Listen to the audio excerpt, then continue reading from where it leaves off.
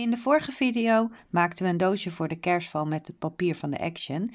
In deze video gaan we een kerstbal maken. Deze gaan we beplakken met permanent vinyl.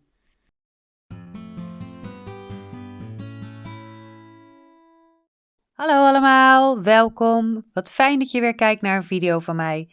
Ik ben Bianca van Be Creatief. Vorige week maakten we een doosje voor deze kerstbal en vandaag gaan we de kerstbal bedrukken.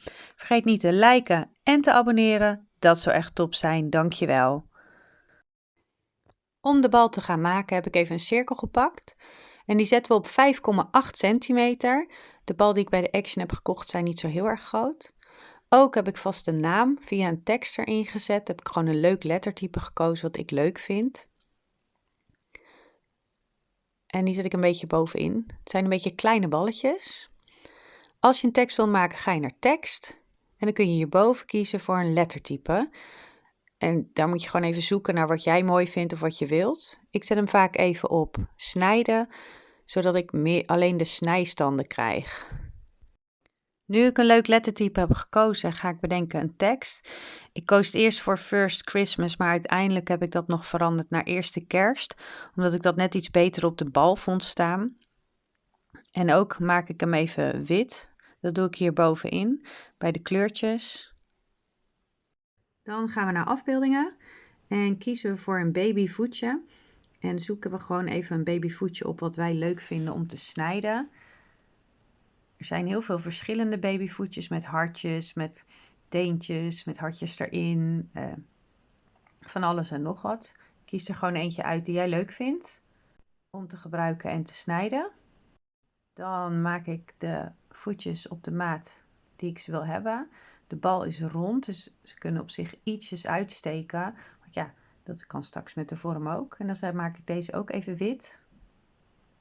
En dan vind ik het nog wel heel erg leuk als ik er nog een hartje bij kan plaatsen. Dus dan ga ik naar vormen. En dan kies ik daar een hartje. En die maak ik ook even op de juiste maat en plaats ik in de bal. En deze maak ik ook wit, zodat het op één stuk vinyl kan worden uitgesneden.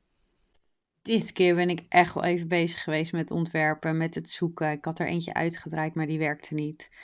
Het paste gewoon niet mooi. En daarna kreeg ik het lettertype niet meer hetzelfde. Dus ik ben echt wel even aan het zoeken geweest naar een leuk design. Maar ja, dat hoort erbij bij designen.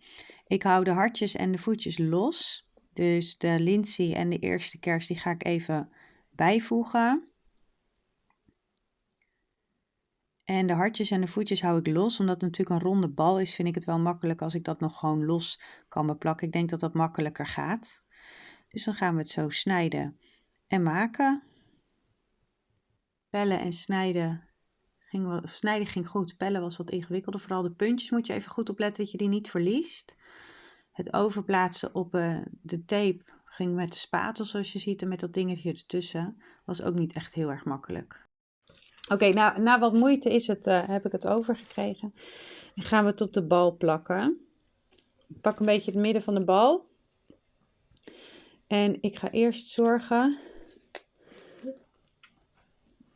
dat ik hem rustig aandruk, zodat er geen dingetjes loskomen. Dat er geen scheve dingetjes onder zitten of luchtbelletjes. En toevallig merk ik dat ik het misschien wel prettig vind om hier de bovenkant af wat los te gaan maken. En daarna de onderste letters te doen.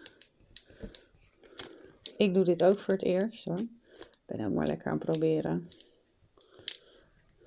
Dat vind ik nou het leuke. En deze machine die nodigt je echt uit om verschillende dingen te gaan doen.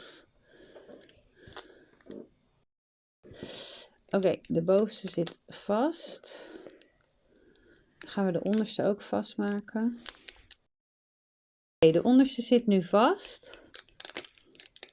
Dan gaan we hem er rustig afhalen. Kijk.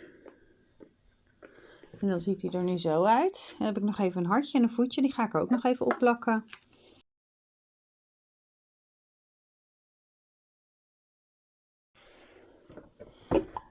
Oké, de bal is helemaal klaar. Dit is het resultaat van de bal. Leuk hartje erop en voetjes erop.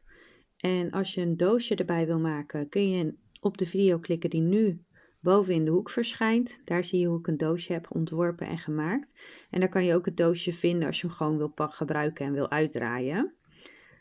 En dan gaan we de bal even in de boom hangen. Ja, supergoed gelukt, zeg ik. Hoe schattig is dit, zeg. Bedankt voor het kijken. Vergeet niet te liken en te abonneren. En tot de volgende keer. Veel crea en maakplezier!